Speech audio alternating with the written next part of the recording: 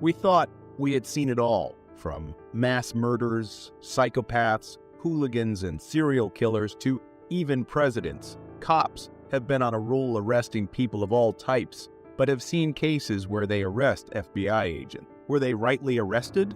And do wrongful arrests of law enforcement officials call for the arrest with heavier punishments? Join us as we check a look at bizarre cases where dumb decisions from cops take them to rather odd position. So why don't we just kick things off with a crossover story of an FBI agent who has been wrongfully jailed? In our first case, the Kansas City, Kansas Police Department detained a former FBI agent for no apparent reason. It was a bizarre and ridiculous incident. As it turned out, Roger Golubski, a former detective, had been falsely accused of assaulting 2 black women between 1998 and 2002.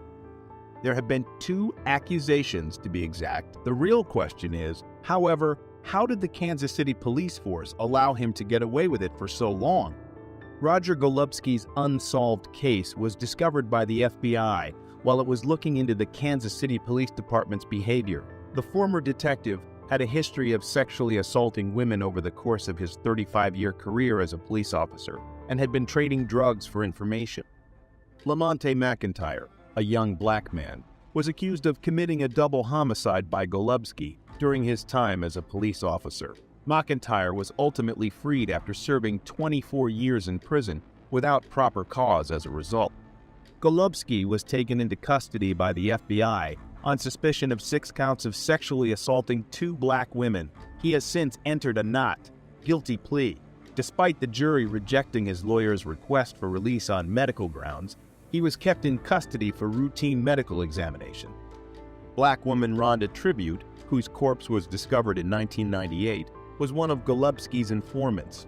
Her case remains unsolved despite the fact that the investigation was started but never finished. She died, and Golubski's involvement is now being called into question by many people. That is exactly what we are saying.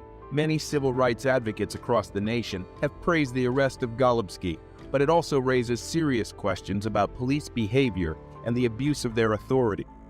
According to Tricia Bullnell, the director of the Midwest Innocence Project, a full investigation into the abuses in Wyandotte County and systematic reforms are needed to ensure that no other police officers and public officials can continue to abuse their power. As more of Golubski's crimes were discovered, it became clear that the Kansas City Police Department needed significant restructuring. Several inquiries remain unanswered as a result of the FBI's inquiry into the department. Roger Golubski's arrest was long overdue, but it's worth noting that it was the FBI, not the Kansas City Police, who brought him to justice. Next up, with the arrest of 2 Drug Enforcement Administration officers by the FBI in Nassau County, Florida, the situation has unexpectedly turned around. The DEA, a law enforcement organization renowned for its aggressive efforts to combat the drug trade, has charged 2 officers with drug-related offenses. But the system's level of dysfunction clearly remains unclear. While selling drugs, including cocaine, that had been seized to willing customers, Sergeant James Hickox was captured with his hand in a cookie jar. His greed knew no bounds as he also combined drugs with other substances to make up the weight difference and kept parts for himself. In his bedroom closet, the FBI discovered 3 shoeboxes, each containing $100,000 in cash. They also discovered another $200,000 hidden in his garage. Hickox claimed that he borrowed the funds for his claim by partaking in his gambling habit when asked where the money came from.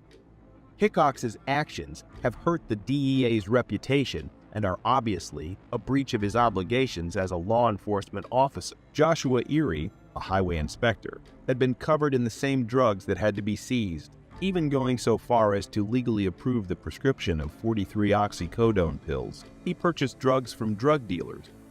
As if that weren't enough, while under the influence of drugs, he acquired a gun. Due to the fact that he was trusted with the law rather than the law itself, Erie's actions were not only wrong, but also dangerous.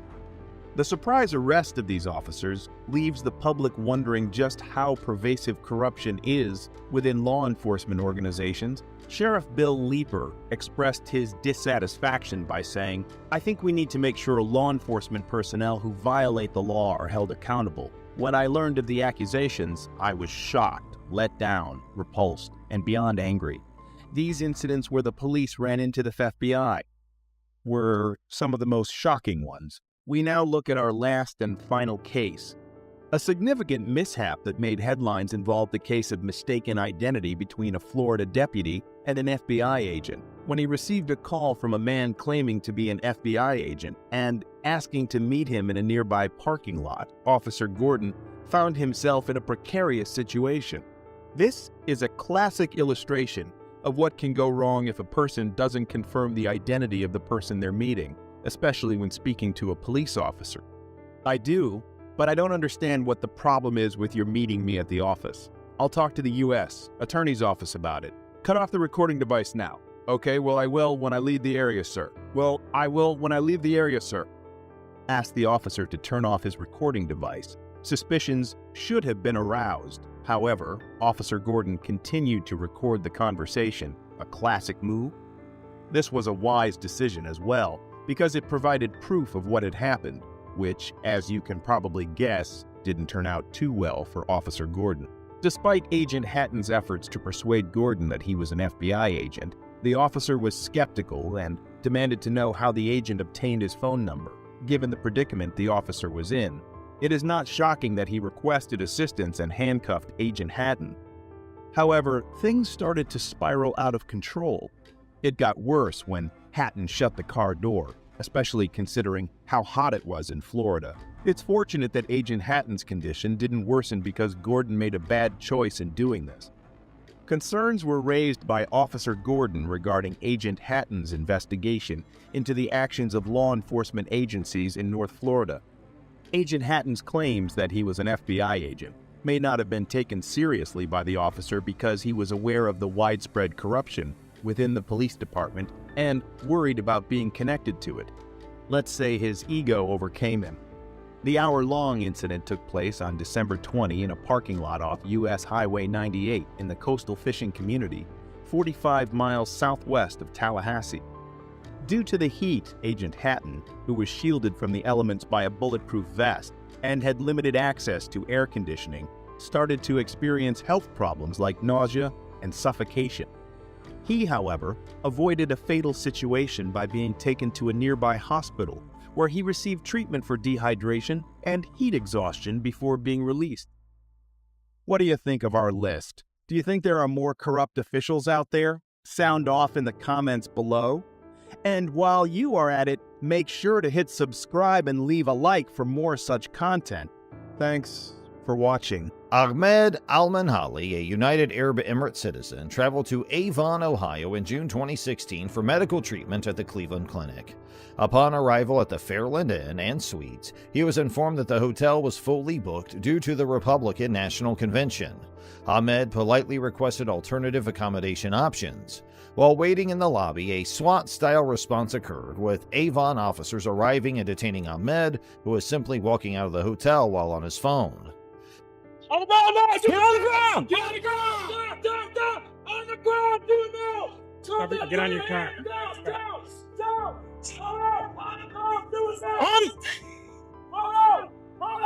Confused by the situation, Ahmed questioned the officers, but they handcuffed and searched him, damaging his phone in the process. They found a second phone, which Ahmed used for business purposes. Take the phone away! Cover the entrance, help me get back. What is it? Go down there. What happened? Despite no evidence of wrongdoing, the officers treated Ahmed as a terrorist, disregarding any investigation or backstory. Simultaneously, an officer spoke to the hotel receptionist who had made a 911 call, falsely claiming Ahmed had pledged allegiance to ISIS.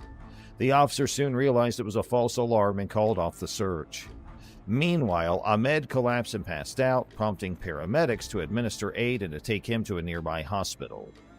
The incident gained international attention, leading to the United Arab Emirates Ministry of Foreign Affairs to demand an apology from Avon officials. The mayor and police chief apologized to Ahmed, emphasizing that the incident did not reflect their community's values. Marriott International, the hotel's owner, expressed regret and committed to training to prevent similar occurrences. You should not have been put in that situation like you were. There were some false accusations made against you, and those are regrettable. Mayor Jensen said in a statement, "This was a very unfortunate incident and does not reflect our community.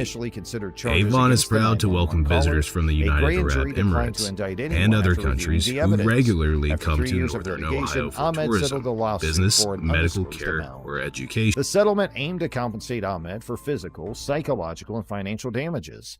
However, he still faced lasting emotional distress, was haunted by the officer's eyes, and experienced sleep disturbances.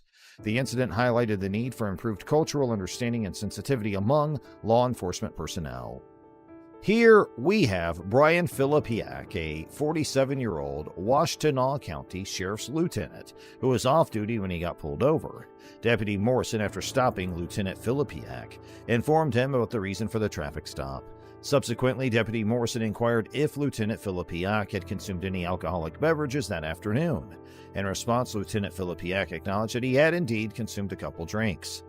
After Deputy Morrison confirmed Lieutenant Filipiak's identity, he returned to his vehicle and instructed the lieutenant to exit the truck for a field sobriety test. The purpose of the test was to assess whether Lieutenant Filipiak had consumed an excessive amount of alcohol, despite it being evident he was clearly unfit to drive. Exhibiting evident signs of severe intoxication, such as slurred speech and watery eyes, Lieutenant Filipiak left no room for doubt that he was heavily under the influence. Okay, you got your ID? However, despite this clear indication, Lieutenant Filipiak adamantly refused to comply with Deputy Morrison's request to step out of the vehicle.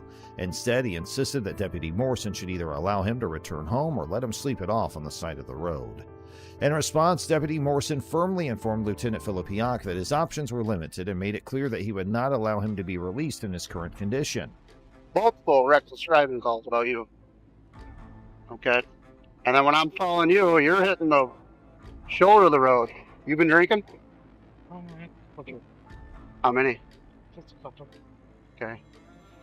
What are you reaching in the back for? Huh? I seen you reaching in the back. You have an open container back there? Okay, you been drinking on the way here? Got your registration, proof of insurance? Do you have a firearm on you? Okay. Do you got your pistol? Are you a corrections officer or just deputy? Lieutenant? Okay. Despite Deputy Morrison's persistent attempts to persuade Lieutenant Filipiak to exit the vehicle, the latter remained adamant in his repeated request to be released. He proceeded to assert that Deputy Morrison's job would not be jeopardized if he let the situation slide, emphasizing the potential consequences for himself if the matter were pursued. Brian, I'm going to have you step out of the car. I'm going to do a field sobriety test for you. Okay? However, Deputy Morrison understood that ignoring the incident would not only lead to his termination, but also result in misdemeanor charges carrying a penalty of up to 1 year of imprisonment or a fine of $1,000. Deputy Morrison was fully aware of the extent of Lieutenant Filipiak's intoxication, as he had allegedly observed the lieutenant discarding open containers in the back seat during the traffic stop. I'm going to ask you to step out of the vehicle. What would you like me to do? Just let me. I can't. I had multiple phone calls. You'd be in the same situation if I was in the vehicle in your county, correct? All right, just let me stay here. You can't. I'm going to ask you nicely to step out of this vehicle. Brian, my hands are tied. If I let you go, I'm going to lose my career over you. You don't think I wouldn't? This is Northern Michigan. We're a small department. Okay, I'm going to ask you nicely to step out of the vehicle. You know I have my job to do. You know that. Yeah. And I just want you to... And I understand your point, your position. Okay? I'm trying to be as cooperative and nice to you as I can. Despite Deputy Morrison's continuous efforts in trying to have Lieutenant Filipiak step out of the vehicle, After nearly 5 minutes of persistent requests for Lieutenant Filipiak to exit the vehicle, Just let me go. I can't let you go. We're way past that point. You know this. No, You're a lieutenant. You know how this works. yeah, I do. You would tell one of your deputies if they called you right on the side of the road. No, And they asked let you what to know do. if I could go. So, if one of your deputies is in the position as I am right now, calling you as a lieutenant, Lieutenant, this is what I got. What should I do? You're just going to say let him go? At this point, Why? just Just because. You're intoxicated. I know it. You've opened alcohol in the vehicle that you passed back. I know it. You know it. Can't have been gotten. Ryan, out of this vehicle. I'm asking you nicely. I don't want to see anything worse happen. Okay? no, Deputy Morrison, having reached the limits of his patience, opened the door and firmly instructed the lieutenant to step out, avoiding any need for further escalation. Deputy Morrison proceeded to inform Lieutenant Filipiak that he would be arrested for refusal to comply if he persisted in refusing to exit the vehicle. RNO, an abbreviation for resisting and obstructing a police officer, is a felony offense that carries a penalty of up to 2 years of imprisonment, a fine of $2,000, or both. After an additional 5 minutes had passed, Deputy Morrison cautioned Lieutenant Filipiak that he would be tased if he continued to resist compliance with his instructions. Consequently, Deputy Morrison retrieved his taser and aimed it at the lieutenant, while firmly warning him that failure to comply would result in being tased. Deputy Morrison even considered using the backup taser at that moment. In this situation, Deputy Morrison possessed the authority to employ his taser and would not have faced repercussions for doing so. Fortunately, the threat of being tased successfully persuaded Lieutenant Filipiak to finally exit the vehicle. As anticipated, Deputy Morrison did not tolerate Lieutenant Filipiak's resistance, instructed Lieutenant Filipiak to occupy the back seat of his patrol car, intending to transport him to the police station. Despite Deputy Morrison's clear directive to sit in the car, Lieutenant Filipiak persisted in his refusal, stating, "I am who you guys are. Do you guys realize that?" This remark strongly indicated that Lieutenant Filipiak was attempting to exploit his position of authority, seeking a preferential treatment based on his status. Ryan, we're done with this. hold on. Talk to me. Okay. Yes or no? Are you doing field sobriety tests? All right. So if this was the other situation, Lieutenant Filipiak clearly held the belief that he was exempt from abiding by the law. However, the officers present at the scene were determined to make it evident that such was not the case. Following some further struggle, they managed to successfully place Lieutenant Filipiak inside the patrol car. I'm not resisting, but let's stop. You're Let's tensed up. Let's talk about it. Okay. We've talked. I don't want to put you on the ground. No, I don't want to make you this do. worse. All right, I will just sleep it off. You're, Dude, stop it right now. You know? Stop it. Allowing for his transportation to the police station where he would face the consequences of his actions. Subsequent breath tests conducted at the police station revealed that Filipiak's blood alcohol level registered at 0.28 and 0.27%. For context, the legal limit for operating a motor vehicle in the United States is a mere 0.08%. What happens? We're going to take you to the jail and ask for a data master. And if you refuse that, we're going to get a search warrant for your blood. Brian, have a seat. stop, guys. Hold on. Therefore, Lieutenant Filipiak's blood alcohol concentration was over 3 times the legal limit, subjecting him to Michigan State's super drunk law, which carries penalties of up to 180 days in jail, fines of up to $700, and up to 360 hours of community service. So it's time to watch our next case. On July 26, 2021, the Orangeburg Department of Public Safety received a distress call from a female resident of Colton Village Townhomes in Orangeburg, South Carolina. The caller reported that a man was vigorously banging on her door and window, attempting to gain entry. Furthermore, she alleged that the man possessed a firearm tucked into the waistband of his jean shorts. In response, dispatch promptly directed all officers in the vicinity to respond without delay. Officer David Lance Dukes arrived as the first responder at the scene. With his firearm drawn, Officer Dukes exited his patrol car and proceeded to instruct a 58-year-old disabled man, along with his cousin DeMario Julian, to immediately lie on the ground. At this juncture, it was evident from the body camera footage that Mr. Gillard was complying with Officer Duke's commands. The recording captured Mr. Gillard raising his hands in the air and proceeding to lower himself onto his hands and knees as directed by the officer. However, before Mr. Gillard could fully assume the prone position on the ground, Officer Dukes unexpectedly and forcefully stomped on Mr. Gillard's neck. The impact caused Mr. Gillard's head to forcefully strike the pavement, resulting in a bruised forehead. Subsequent investigations revealed that Mr. Gillard's delay in complying was due to the presence of metal rods and pins in his leg and hip as a result of a previous injury. Following the aggressive act, Officer Dukes promptly restrained Mr. Gillard by placing him in handcuffs. Immediately afterward, Officer Dukes informed a second officer at the scene that there should be a gun behind Mr. Gillard, suggesting that Mr. Gillard had allegedly left a firearm behind the white SUV where he had been positioned prior to the confrontation. There's a gun behind me. There's a gun, I believe, behind me. I ain't got no gun there. Mr. Gillard assured Officer Dukes that there was no gun present, and upon a quick examination, the second officer confirmed the absence of any firearm. Officer Dukes proceeded to conduct a search of Mr. Gillard's person, accusing him of failing to comply with orders. However, as evident in the earlier body camera footage, Mr. Gillard had been complying with Officer Dukes' commands from the beginning. Not once did Mr. Gillard exhibit any behavior that could be perceived as a threat, thereby negating Officer Dukes' justification for excusing excessive force against him. Once Officer Dukes ensured that Mr. Gillard did not possess a firearm, he decided to search the vicinity of the SUV himself in hopes of locating the alleged weapon. It swiftly became apparent that there was no gun to be found. Instead, it was discovered that Mr. Gillard had been carrying a stick wrapped in shiny silver tape, which he typically used as protection against aggressive stray dogs. Officer Dukes and the second officer helped Mr. Gillard back up onto his feet, at which point he began expressing his dissatisfaction regarding the unnecessary impact of his head on the concrete. The visible injury to Mr. Gillard's forehead, marked by a bruise and swelling, further supported his claim. In response to Mr. Gillard's confrontation regarding the incident, Officer Dukes provided a reply. At this point, it became apparent that Mr. Gillard was in need of medical attention. However, neither of the officers present on the scene initially took this into consideration. Fortunately, Officer Queenie Polidor arrived and promptly recognized the necessity for emergency medical services, requesting EMS assistance.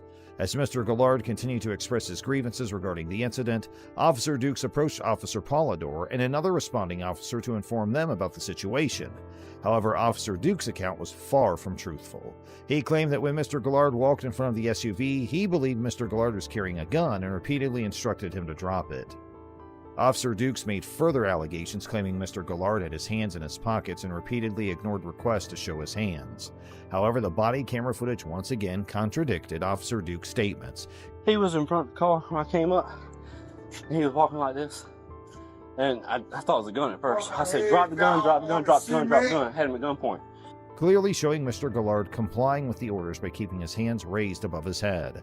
Officer Dukes mentioned to a fellow officer that he wanted to take the stick as evidence, stating that it was the reason for his actions. In response, the fellow officer promptly questioned the necessity of using the stick as evidence, pointing out that the body camera footage would suffice. EMS arrived at the scene to attend to Mr. Gillard's condition. While Mr. Gillard was being examined, Mr. Julian approached Officer Dukes and requested a card with his details on it. In response, Officer Dukes promptly informed Mr. Julian that he did not possess a card and clarified that the department did not issue such cards in any case. Officer Polidor quickly recognized Officer Dukes' misstatement and promptly corrected him. She asserted that they indeed possessed cards and proceeded to provide Mr. Julian with her own cards as requested. On July 31, 2022, the South Carolina Law Enforcement Division announced that Officer Dukes was taken into custody and charged with first-degree assault and battery. Several months later, in November 2021, Mr. Gillard received a compensation settlement of $650,000 from Orangeburg, South Carolina. City officials additionally expressed their commitment to establishing a citizens task force to provide oversight and guidance regarding interactions between residents and the Orangeburg police.